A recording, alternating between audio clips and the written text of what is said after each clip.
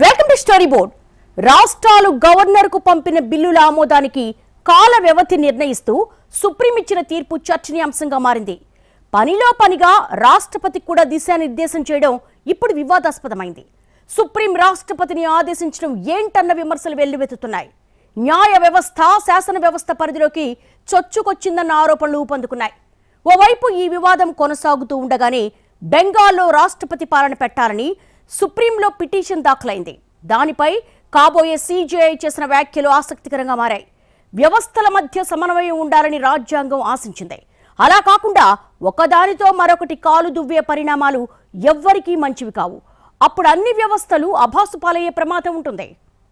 ఉరిమురిమి మంగళం మీద పడ్డట్టుగా రాష్ట్రాలు పంపిన బిల్లుల ఆమోదానికి కొందరు గవర్నర్లు చేస్తున్న జాప్యం రెండు వ్యవస్థల మధ్య అనుకోని పరిణామాలకు దారితీసింది. ఈ వ్యవహారంలో సుప్రీంకోర్టు ఇచ్చిన తీర్పు రాజ్యాంగం ఇచ్చిన అధికారాలు, విధులపై కొత్త ప్రశ్నలు లేవనెత్తింది. దేశంలో 7 దశాబ్దాలకు పైగా ప్రజాస్వామ్యం కొనసాగుతోంది.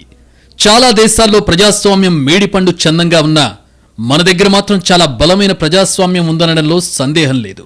ఇలా ప్రజాస్వామ్యం కాలపరీక్షకు తట్టుకుని నిలబడ్డానికి రాజ్యాంగం ఇరుసులా పనిచేస్తుంది. ఆ రాజ్యాంగమే బలమైన వ్యవస్థల నిర్మాణానికి అంకురార్పణ చేసింది. ఆ బలమైన వ్యవస్థల పునాదులపైనే ప్రజాస్వామ్య సౌధం బలంగా నిర్మితమైంది. పరస్పర సమన్వయంతో వ్యవహరించాల్సిన వ్యవస్థలే ఇప్పుడు ఒకదాని పరిధిలోకి మరొకటి చొచ్చుకొస్తున్నాయనే ఆరోపణలు ఎదుర్కొంటున్నాయి. రాష్ట్రాలు పంపే బిల్లుల్ని కొందరు గవర్నర్లు నిరవధికంగా పెండింగ్లో పెట్టడం దశాబ్దాలుగా ఉన్నదే. రాష్ట్రాలకు స్నేహితులుగా, గైడ్లుగా ఉండాల్సిన గవర్నర్లను కేంద్రం తనకు నచ్చినట్టుగా ఆడించే ప్రక్రియ నడుస్తోంది. ముఖ్యంగా ప్రతిపక్ష పాలిత రాష్ట్రాల్లో గవర్నర్లు ఉద్దేశపూర్వకంగా సమస్యలు సృష్టిస్తున్నారని అందరికీ తెలుసు. అందులో బిల్లుల్ని ఆమోదించకుండా ఆపడం అనేది అతి సాధారణంగా చేసే పని. తమిళనాడులో కూడా అక్కడి గవర్నర్ కొన్నేళ్లుగా బిల్లుల్ని పెండింగ్లో పెట్టుకుని ఏదీ చెప్పకుండా విసిగిస్తున్నారని అక్కడి సర్కార్ ఆరోపించింది. చివరకు అన్ని ప్రయత్నాలు విఫలమై సుప్రీంకోర్టులో పిటిషన్ దాఖలు చేసింది. తమ బిల్లుల్ని గవర్నర్ నిరవధికంగా పెండింగ్లో పెట్టారని ఫిర్యాదు చేసింది. మామూలుగా ఇలాంటి పిటిషన్లు దాఖలైనప్పుడు సుప్రీంకోర్టు గవర్నర్కు త్వరగా ఏదో ఒకటి తేల్చాలని విజ్ఞప్తి చేస్తుంది. స్టేటస్ రిపోర్ట్ ఇవ్వాలని గవర్నర్ సెక్రటరీని అడుగుతుంది. కొన్నాళ్ల క్రితం తెలంగాణలో కూడా అలాంటి సమస్య వచ్చినప్పుడు ఇక్కడి హైకోర్టే చొరవ తీసుకుని సమస్యను సామరస్యంగా పరిష్కరించింది. గవర్నర్ గౌరవం తగ్గకుండా, ప్రభుత్వం పని చెడకుండా సర్ది చెప్పింది. కానీ సుప్రీంకోర్టు మాత్రం సంచలన ఉత్తర్వులు ఇచ్చింది. రాష్ట్రాలు పంపిన బిల్లులపై గవర్నర్ 3 నెలల్లో నిర్ణయం చెప్పాలని, అలాగే గవర్నర్లు పంపే రాష్ట్రపతి కూడా ఇదే కాల వ్యవధిలో నిర్ణయం తీసుకోవాలని తేల్చేసింది. అసలు సుప్రీంకోర్టు ఇలాంటి తీర్పిస్తుందని ఎవరూ ఊహించలేదు. తీర్పుపై ప్రతిపక్ష పాలిత రాష్ట్రాలు హర్షం వ్యక్తం చేయగా ఉపరాష్ట్రపతి దగ్గర నుంచి ఎంపీల వరకు తప్పుబట్టారు. అటు రాజ్యాంగ నిపుణులు కూడా రాష్ట్రపతిని సుప్రీం ఆదేశించడమేంటని విస్తుపోయారు. ఇప్పటి వరకు సుప్రీంకోర్టు ఎన్నోసార్లు దేశ ప్రజాస్వామ్యానికి చుక్కానిగా నిలిచింది. అలాగే అనుకోని సంక్షోభాలు తలెత్తినప్పుడు దారిదీపమైంది. ఇప్పుడు కూడా సుప్రీంకోర్టును మెజారిటీ ప్రజలు తప్పుబట్టే పరిస్థితి లేదు. చాలా మందికి రాజ్యాంగంలో ఏముందో తెలీదు. రాజకీయ నేతలపై మెజారిటీ ప్రజలకు నమ్మకం లేదు. కానీ సుప్రీంకోర్టు చెప్పిందంటే ఏదో విషయం ఉంటుందనే గురైతే ఉంది. ఆ నమ్మకాన్ని కాపాడుకోవాల్సిన బాధ్యత సుప్రీంకోర్టుకు కూడా ఉందని కొందరు న్యాయ నిపుణులు అభిప్రాయపడుతున్నారు. కొందరు నిపుణులు మాత్రం సుప్రీం సూచన మాత్రమే చేసిందని వెనకేసుకొచ్చారు. ఈ విషయంలో రచ్చ చేయాల్సిన పని లేదని అభిప్రాయపడ్డారు. తీర్పు వెనుక సుప్రీం ఉద్దేశాన్ని అర్థం చేసుకోవాలని కోరారు. కాల వ్యవధి విషయంలో కేంద్రంతో సంప్రదించాకే సుప్రీంకోర్టు తీర్పు చెప్పిందని గుర్తు చేశారు. ఇక్కడ రాజ్యాంగంలో వీలైనంత త్వరగా అని ఉందే గాని ఎక్కడా కాలపరిమితి పెట్టలేదని, కానీ సుప్రీంకోర్టు రాజ్యాంగాన్ని దాటి మరీ ఎలా 3 నెలల టైం పెట్టిందనే ప్రశ్నలొచ్చాయి. సుప్రీంకోర్టు అయినా, రాష్ట్రపతి అయినా రాజ్యాంగం ప్రకారం విధులు నిర్వర్తించాల్సిందే. పార్లమెంటరీ వ్యవస్థకు రాష్ట్రపతే అధిపతి. ప్రజాస్వామ్యానికి శాసన, న్యాయ వ్యవస్థలు రెండు కళ్ళ లాంటివి. అలాంటి వ్యవస్థలు సమన్వయంతో పనిచేసి ప్రజాస్వామ్యాన్ని బలోపేతం చేయాలి. అనుకోని పరిణామాలు ఎదురైనా సామరస్యంగా సమస్యలు పరిష్కరించుకోవాలి. అంతేగాని అనవసర ఘర్షణలకు తెరతీస్తే అభాసుపాలయ్యే అవకాశం ఎప్పుడూ ఉంటుంది. ఆ అవకాశాన్ని నివారించాల్సిన బాధ్యత 2 వ్యవస్థల మీద ఉంది. ఇక్కడే మరో వాదన కూడా తెరపైకొస్తోంది. బిల్లుల ఆమోదానికి గడువు పెట్టిన సుప్రీంకోర్టు కేసు విచారణలకు కూడా డెడ్లైన్ పెట్టగలదా అనే ప్రశ్నలు దూసుకొస్తున్నాయి. కింది కోర్టు నుంచి పైకోర్టు దాకా పేరుకుపోయిన లక్షలాది కేసుల సంగతేంటని నిలదీసే వారికి సమాధానం చెప్పగలరా అనేది చూడాల్సిన అంశం. పార్లమెంట్ రాజ్యాంగానికి అనుగుణంగా చట్టాలు చేయాలి. ఒకవేళ చట్టాలు రాజ్యాంగబద్ధంగా లేకపోతే వాటిని సమీక్షించే అధికారం సుప్రీంకోర్టుకు ఉంది.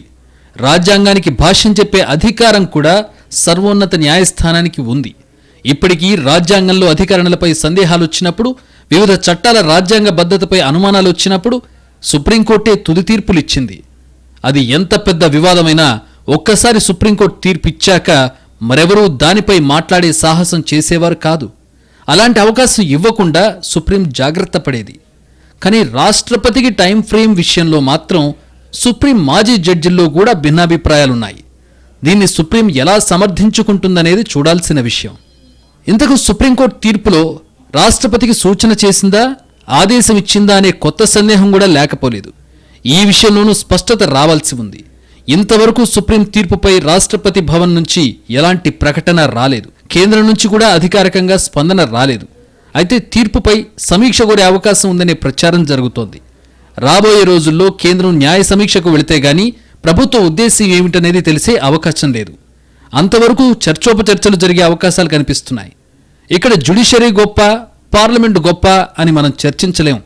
పార్లమెంటరీ వ్యవస్థ గాడి తప్పినప్పుడు జ్యుడిషియరీ వ్యవస్థ దానికి సలహాలిచ్చి గాడిన పెట్టాలే కానీ ఆ వ్యవస్థ ఉనికిని ప్రశ్నించకూడదు. అలాగే పార్లమెంటరీ వ్యవస్థ కూడా న్యాయ వివాదాలకు తావు లేకుండా విధులు నిర్వర్తించాలి, చట్టాలు చేయాలి.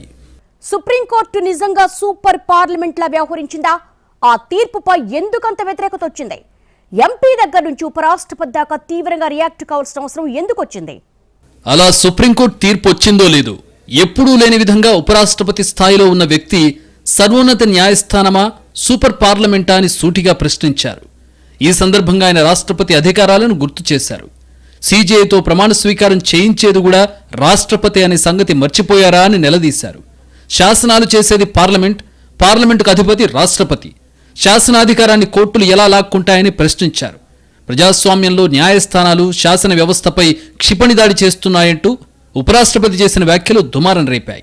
Not have situation when you direct President of India and the only right you have under the Constitution is to interpret the Constitution under Article 145(3). ఉపరాష్ట్రపతి కామెంట్స్ తోనే పరిస్థితులు చక్కబడలేదు. తర్వాత మరో ఎంపీ కూడా సుప్రీం తీరును నేరుగా తప్పుబట్టారు. సుప్రీంకోర్టు శాసన వ్యవస్థ పరిధిలోకి చొచ్చుకొచ్చిందన్నారు. सुप्रीम कोर्ट अपनी सीमा से बाहर जा रहा है. सुप्रीम कोर्ट की सीमा ये है कि भारत का संविधान जिस कानून को बनाया उस कानून की उसको व्याख्या करनी है, और यदि वो व्याख्या नहीं कर सकती है और सब कुछ के लिए सुप्रीम कोर्ट जाना है तो इस संसद का कोई मतलब नहीं है, विधानसभा का कोई मतलब नहीं है, उसको बंद कर देना चाहिए. जो अपॉइंटिंग अथॉरिटी है उसको आप निर्देश कैसे दे सकते हैं? भारत के चीफ जस्टिस का अपॉइंटमेंट भारत का राष्ट्रपति करता है. इस देश का कानून भारत का पार्लियामेंट बनाता है. उस पार्लियामेंट को आप डिक्टेट करेंगे. అయితే కొందరు సీనియర్ న్యాయవాదులు ఈ వాదనను తప్పుబట్టారు. తమకు అనుకూలంగా లేని తీర్పుల్ని ఇలా అన్వయిస్తున్నారని మండిపడ్డారు. సుప్రీంకోర్టుపై దాడి చేయడం సరికాదని హితవు పలికారు. Article 142 is nuclear missile. What was a nuclear missile was notebandi, not 142. अभी जो फैसले हो चुके हैं उनको मानते नहीं, जो क्योंकि आप सोचते हो कि वो गलत हैं, और जो आप सोचते हो सही हैं क्योंकि सरकार वो ऐसा चाहती है तो वो सही है. నిజానికి సుప్రీంకోర్టు గతంలోనూ ప్రత్యేక పరిస్థితుల్లో చొరవ తీసుకున్నా తన పరిధి దాటి ఎప్పుడూ ప్రవర్తించలేదు. ఇప్పుడు కూడా పరిధి దాటలేదని, తీర్పును సరిగా అర్థం చేసుకోలేదని సుప్రీం అభిప్రాయంగా ఉంది. రేపు సర్కార్ రివ్యూ కోరితే అప్పుడు సుప్రీంకోర్టు తన అసలు ఉద్దేశాన్ని సవివరంగా చెప్పే అవకాశం ఉంది. సుప్రీంకోర్టు సూచనలు, ఉపరాష్ట్రపతి వ్యాఖ్యల తర్వాత అసలు రాష్ట్రపతి అధికారాలు, సుప్రీం పరిధిపై కొత్త చర్చ మొదలైంది. పార్లమెంటరీ ప్రజాస్వామ్యంలో అత్యున్నత పదవి రాష్ట్రపతి. రాజ్యాంగం కూడా రాష్ట్రపతికి అత్యున్నత స్థానం ఇచ్చి గౌరవించింది. అంతెందుకు, సుప్రీంకోర్టు న్యాయమూర్తుల్ని కేంద్రం సిఫార్సుతో నియమించేది, సీజేఐతో ప్రమాణ స్వీకారం చేయించేది కూడా రాష్ట్రపతే. రాజ్యాంగం ప్రకారం ఎవరూ రాష్ట్రపతికి ఆదేశాలిచ్చే అవకాశం లేదు. రాష్ట్రపతి అందరికీ సర్వాధికారి. కానీ సుప్రీం రాష్ట్రపతిని ఆదేశించినట్టుగా వ్యవహరించడంతో అలాంటి అధికారాలు ఉన్నాయా అనే అనుమానాలొచ్చాయి. సుప్రీంకోర్టుకు దేశంలో సుప్రీం పవర్స్ ఉండవు. ప్రజాస్వామ్య దేశంలో మంచికైనా చెడుకైనా పార్లమెంటే సర్వాధికారి. గవర్నర్లు ఉన్నట్టుగా రాష్ట్రపతులు వ్యవహరించకపోవచ్చు. గవర్నర్లు రాష్ట్రాలకు స్నేహితులుగా, గైడ్గా వ్యవహరించాలే కానీ శత్రువులుగా కాదు. కోర్టులు ప్రజాస్వామ్య వ్యవస్థల్ని గైడ్ చేయాలే తప్ప అవి ఎలా ఉండాలో నిర్ణయించడం తగదు. అందుకే ఈ రెండు వ్యవస్థలు సమాంతరంగా, స్నేహపూర్వకంగా వ్యవహరించాలి. తమిళనాడు గవర్నర్ వ్యవహార శైలి విషయంలో అక్కడి ప్రభుత్వం దాఖలు చేసిన పిటిషన్పై విచారణలో సుప్రీంకోర్టు గవర్నర్ రాజ్యాంగాన్ని ఉల్లంఘించారని తేల్చింది. గవర్నర్ అనుమతి నిరాకరించిన తర్వాత రెండోసారి అదే బిల్లును అసెంబ్లీ ఆమోదిస్తే గవర్నర్ ఆమోదం అవసరం లేదని, గెజెట్ జారీ చేసుకోవచ్చని సుప్రీంకోర్టు చెప్పింది. అయితే ఇక్కడ రాష్ట్రపతికి కూడా సుప్రీంకోర్టు పరిమితులు పెట్టింది. ఏ బిల్లైనా 3 నెలల వరకు మాత్రమే అట్టిపెట్టుకోవాలని, ఆలోపు నిర్ణయం తీసుకోకపోతే ఆమోదం ఇచ్చినట్లేనని సుప్రీంకోర్టు తీర్పు చెప్పింది. ఇది రాజ్యాంగంలో లేదు. సుప్రీంకోర్టు తీర్పుపై కొన్ని వర్గాల్లో విస్మయం వ్యక్తమైంది. ముఖ్యంగా కేంద్రంలో అధికారంలో ఉన్న బీజేపీ, గవర్నర్లు అసంతృప్తి వ్యక్తం చేశారు.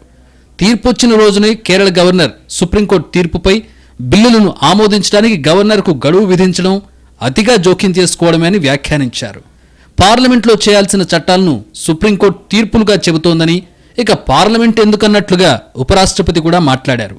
అయితే సుప్రీంకోర్టు పరిధి పూర్తిగా రాజ్యాంగం, చట్టాల ప్రకారం పాలన, నిర్ణయాలు జరుగుతున్నాయా లేదా అన్న దాని వరకే పరిమితం కావాలి.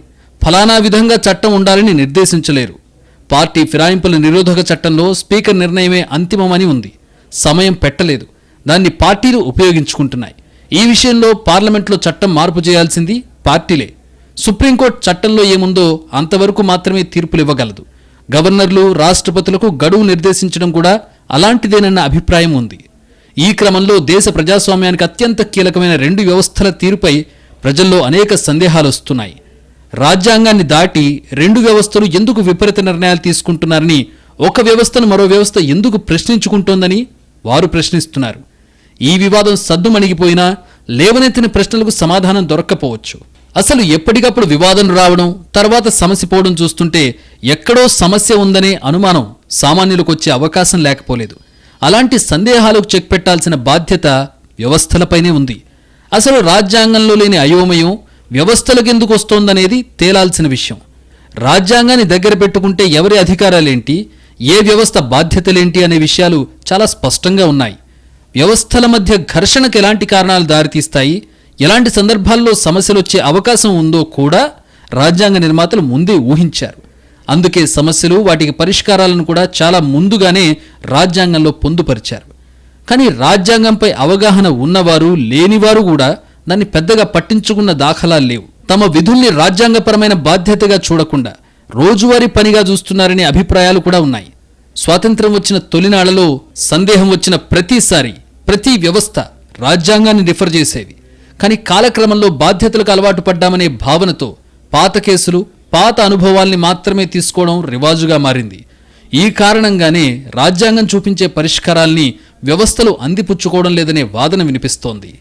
రాజ్యాంగబద్ధంగా ఎవరి విధులు వారు నిర్వర్తించినంత కాలం ఎవరికి ఎలాంటి ఇబ్బంది ఉండదు. కానీ కొన్ని ప్రత్యేక పరిస్థితుల్లో జరిగే పరిణామాలు అనుకోని పరిస్థితులకు దారితీస్తాయి.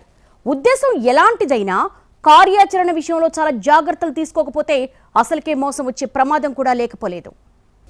దేశంలో రాష్ట్రపతికి, సుప్రీంకోర్టుకి కొన్ని ప్రత్యేక అధికారాలు, విచక్షణాధికారాలు ఉన్న మాట నిజం. కానీ రాజ్యాంగమే ఇచ్చిన మాట వాస్తవం. ఏదైనా అనుకోని పరిస్థితుల్లో ప్రజాస్వామ్య వ్యవస్థ విఫలమైతే దేశంలో అరాచకం ప్రబలకుండా నివారించడానికి ఆ అధికారాలిచ్చారు. కానీ ఇంతవరకు ఎప్పుడూ దేశంలో వాటిని వాడే అవసరం రాలేదు. సుప్రీంకోర్టు అరుదైన సందర్భాల్లో ఆ అధికారాలు వాడే సంగతి చూచాయిగా ప్రస్తావించిందే గాని నిజంగా వాడలేదు. ఆ ప్రస్తావన కూడా కేంద్రానికి చురుకు పుట్టించడానికే చేసింది. కొందరు క్రియాశీలక రాష్ట్రపతులు కూడా ప్రధానులతో 1-to-1 మీటింగుల్లోనే విచక్షణాధికారాల ప్రస్తావన తెచ్చారు.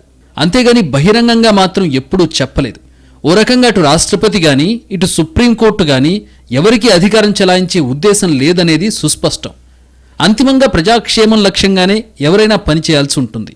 ప్రజలెన్నుకున్న వ్యవస్థకు సహాయకారిగా ఉండడమే ఎప్పుడైనా తొలి ప్రాధాన్యం. ప్రజాస్వామ్యంలో శాసన, న్యాయ వ్యవస్థలు రెండూ కీలకమే. వ్యవస్థలు పరస్పర సమన్వయంతో ప్రజాస్వామ్యాన్ని మరింత బలోపేతం చేసుకుని అంతిమంగా ప్రజాక్షేమం కోసం పనిచేయాలి. రాజ్యాంగం ఆకాంక్షించింది కూడా అదే. అందుకే వ్యవస్థలకు కావాల్సిన అధికారాలు ఇస్తూనే హద్దులు దాటకుండా గీతలు గీసింది. కానీ అప్పుడప్పుడు వ్యవస్థల మధ్య అనుకోని ఘర్షణలు వస్తున్నాయి. గతంలో వచ్చిన ఘర్షణల్ని వ్యవస్థలు సామరస్యపూర్వకంగానే పరిష్కరించుకున్నాయి. దేన్ని తెగేదాకా లాగలేదు. మరి ఈసారి కూడా వ్యవస్థల మధ్య వచ్చిన ఘర్షణ అలాగే సమసిపోతుందా, మరింత పెద్దదవుతుందనేది చూడాల్సి ఉంది. ఇప్పుడు కూడా సుప్రీంకోర్టు తీర్పు తర్వాత రేగిన వివాద పరిష్కారం దిశగా సుప్రీంకోర్టే అడుగులేస్తున్న సూచనలు కనిపిస్తున్నాయి. ఓవైపు రాష్ట్రపతికి కాల వ్యవధి నిర్దేశించడంపై విమర్శలు వస్తుండగా, మరోవైపు బెంగాల్లో రాష్ట్రపతి పాలన పెట్టాలని సుప్రీంలో పిటిషన్ దాఖలైంది. దీనిపై కాబోయే సీజేఐ గవాయ్ సీరియస్ అయ్యారు. ఇప్పటికే తాము ఇతర వ్యవస్థలో జోక్యం చేసుకుంటున్నట్టుగా ఆరోపణలు ఎదుర్కొంటున్నామని గుర్తు చేశారు. ఇప్పుడు రాష్ట్రపతి ఏం చేయాలో మేం చెప్పాలంటారా అని నిలదీశారు. పిటిషన్ను తిరస్కరించారు.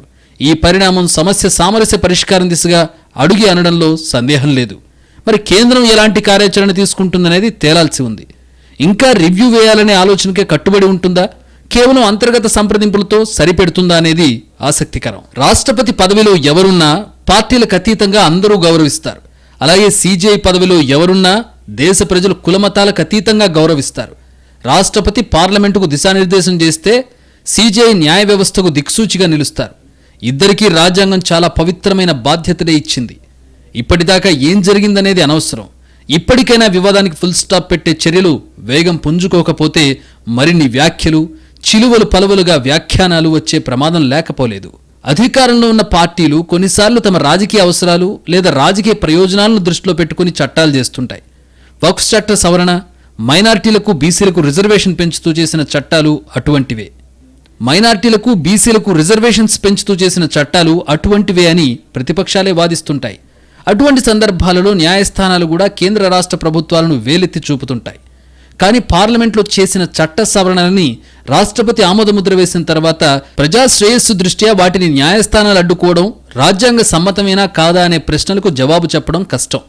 కేంద్ర రాష్ట్ర ప్రభుత్వాలు, పార్లమెంటు, శాసనసభ, న్యాయస్థానాలు రాజకీయాలకు అతీతంగా రాజ్యాంగం, ప్రజాస్వామ్యం, నైతిక విలువలకు కట్టుబడి నిర్ణయాలు తీసుకుంటే ఇటువంటి సంకట స్థితి రాదు. వచ్చిన ఆ స్థితిని తప్పించడం పెద్ద కష్టం కాదు.